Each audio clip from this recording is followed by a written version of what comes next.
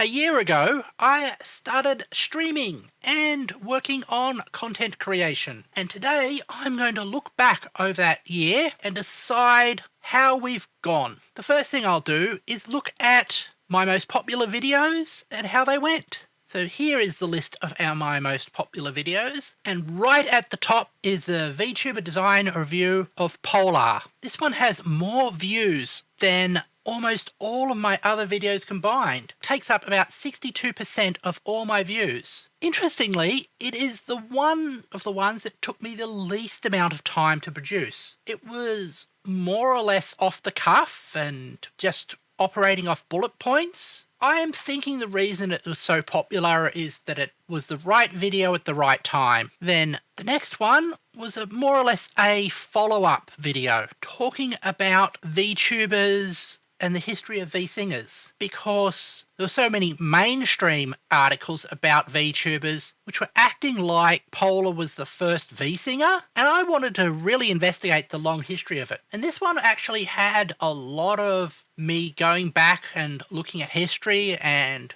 reading a lot of articles and documentation on the history of all these VTubers. So that was actually a lot of fun. The third one was not about VTubers at all. And I think the main reason that it's so popular is it just has a really good title. How Not Enough Piss Almost Crippled Australia's Economy. You have to click on that. This one was more deeply researched, went off stuff I knew from reading newspaper articles and stuff in the mainstream media, but I know most of the rest of the world wouldn't have gotten any of that news. So spreading that out beyond my little area was pretty good. We go on to Headless Furries and Forbidden Knowledge. My one about depressed Nasagi. And this one was another one about talking about how different cultures value different things. And I know some people are going to say the reason why it got so much pushback was because it was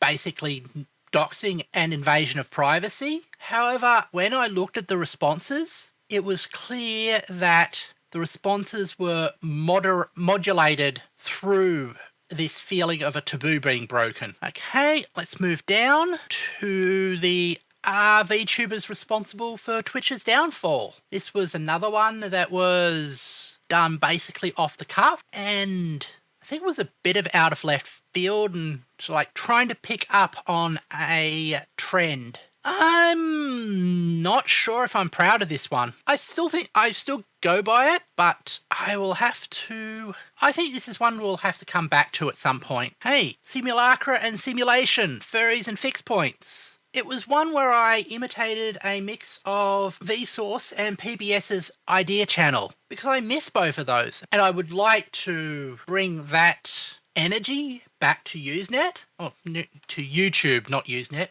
This is going to be hell to edit. The next one is my fetish tier list, which was an extended joke. However, I'd like to, even in my jokes, mix in a bit of education. So that was pretty fun. DaVinci Resolve tutorial, how to create fractals in Fusion. Somebody asked me how to do this on the DaVinci Resolve subreddit, and I thought the best way to explain would be through a tutorial, and I'm glad that it is quite popular.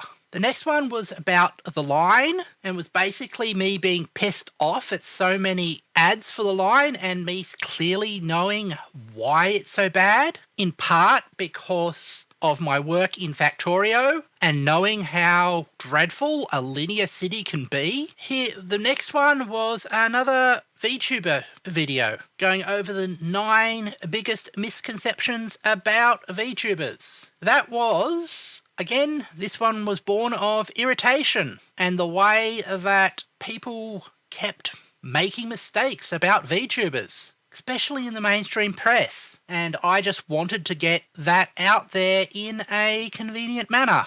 Then the next one is why you should love hash map array tries. I really love this data structure, honestly. This is not me putting something on or anything. It's a fascinating data structure, and I wanted to share my passion for this because my primary goal for my channel is to be an educational resource. So if I can educate somebody about a new data structure, I am going to do it. Talking about education, here was another video that I think only I could do. I think it's only me who would have the collision of interests to think of how an anti-foundational type theory and the way we conceive of definitions has an overlap that impacts on how we conceive trans issues. It's sort of like an overlap of interests that only covers me, which you would think would mean it would be a dreadful video. However, it means that it is a niche that only I can fill. And apparently,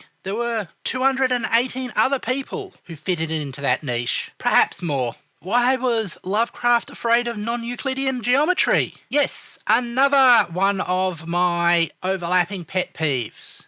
For this one, my interest in speculative fiction and my interest in geometry. Because it's always something that sort of stuck out to me as being just weird that you'd be afraid of a certain type of geometry. Gravity doesn't bend light? Yep, another rant about something that I feel particularly strong about. Vtuber has sneezing fit while piloting spaceship. Okay, this one was just for the perverts who love to hear people sneeze. I am a Fucubus. I exist to fulfill desires. Most of the desires I feel are bizarre non-sexual ones. Finally, we have Vtuber is a better anime than it should be. I want to do more of these anime reviews and retrospectives and looking at more of the psychological and philosophical angles of various anime. I hope to do that because it would fill in a hole that is actually missing from a lot of the anime review subculture. Let's go on to the next slide, which is my viewers by geography. Sometimes a very dangerous graph for VTubers to show. My largest viewer base is in the United States, which makes sense. It's a very large English-speaking population. My next largest viewer base, which surprised me, is Filipinos. All the people from the Philippines. Had a lot of friends from the Philippines when I was growing up. I wonder if I should learn a bit of Tagalog to pander to these people. I wonder if I should learn a bit of Tagalog to better serve my Filipino viewers. Next is Indonesian. Very popular group of VTuber fans in Indonesia, and then Canadians and people from the United Kingdom, which sort of follows on from the United States populations of English-speaking people. However, interestingly, if we go to city-wide basis, the biggest city for viewers is Jakarta, perhaps because of the fact that a lot of the Indonesian population is concentrated in the Jakarta area. And continuing on the theme of Southeast Asia, got my Singaporean viewers here. It's the second largest city of my viewers. Then New York, obviously in America. Quezon City, which is the second biggest city in the Philippines and sits sort of right next to Manila. Then Sydney, which is I think it's either the largest or second largest city in Australia. So that's where a lot of my Australian viewers come from. Now, gender, always a strife issue. I'm slight majority of female viewers, but it's actually quite even. So just over 40% male viewers and a notable number of people who don't identify as male or female. So that is very heartening. Here is my viewers by time over the life of my channel. You can see it is pretty flat until I get the massive burst of interest. This one was from the polar video, and then the VSinger history video, and then we go down, but you'll see that the base level of viewership has increased after that. And I really hope to get another really big video like that in the near future. We have looked at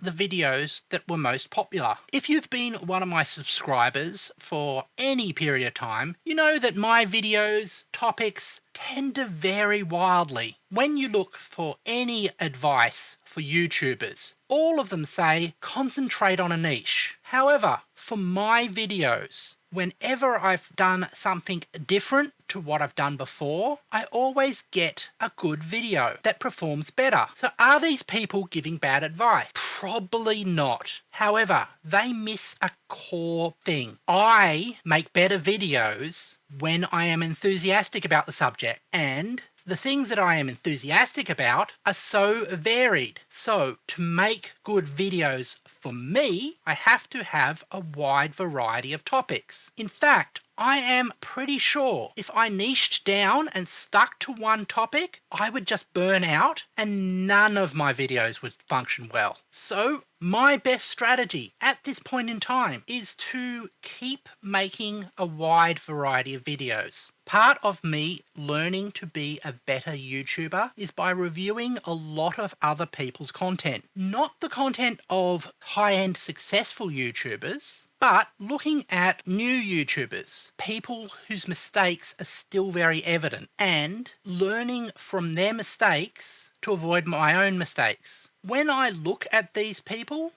who are about my size or even smaller, I notice some of the things that are very important. It is very important to have a good hook as a YouTuber. Those first few minutes, actually not even minutes, first few seconds are the most important. You need to establish the tension or the narrative in that few minutes. Put in a thing that makes people want to keep watching your video. There is also a great importance of narrative flow. You can't just record something. You have to edit it and get it so that each stage flows neatly into the other. But knowing that importance doesn't mean I've got good at doing it yet. One thing about being aware of something, it's another being able to act on that. Other thing I've noticed by hanging around other YouTubers is most people don't really understand the YouTube algorithm. Now, nobody understands the YouTube algorithm, to be quite frank, not even YouTube. It's a big black box where data is put in and gets results out, and then is mutated and trained and evolved to perform better. However, people think in terms of a video being good or bad, but the YouTube algorithm doesn't think like that. It doesn't actually think in any way a human would understand its thinking. It just looks for patterns. It doesn't promote good videos. It doesn't bury bad videos. What it does is notices things like, this group of people all enjoyed this particular video. This other person is a member of this group, so let's recommend this particular video to that person. And it detects these groups by people's viewing habits. So if you have a video that is pitched very well at a particular group of people, it will then get recommended to all of those people. However, this does result in a matter of feedback loops, that the more the video gets shown to people and the more people that sees it, the better the information YouTube has to target that video to people who really appreciate it. There is an inherent, the bigger you are, the easier it is to the system. It isn't like the old system where algorithm would just promote the most popular video, but it is a more complicated thing where the algorithm is better targeting videos that have more views. Now, in one of my first videos where I talked about how I quit my job and started working as a content creator, I asked the question, did I make a very stupid mistake? After a year of doing this, I think I can answer it to a certain degree. No, I did not make a mistake. My mental health is far better than it was a year ago. I feel accomplished. I feel that I'm doing what I should be doing. This was a good move. I still don't know if it's going to be a financially successful move. I estimated that it would take 2 years to get to monetization. I'm at almost 500 subs. So if it was a linear path, I'm halfway there, but who knows? And I know that even 1,000 subs, I need about 100,000 subs for this to pay enough to justify it. Hopefully, I can still burn through my cash reserves and carefully balance the tightrope to get to that point. It's pretty unlikely that people who don't subscribe would even be interested in watching this. But if you did get to this point and you haven't subscribed, I would really appreciate it if you did. Thank you very much for watching.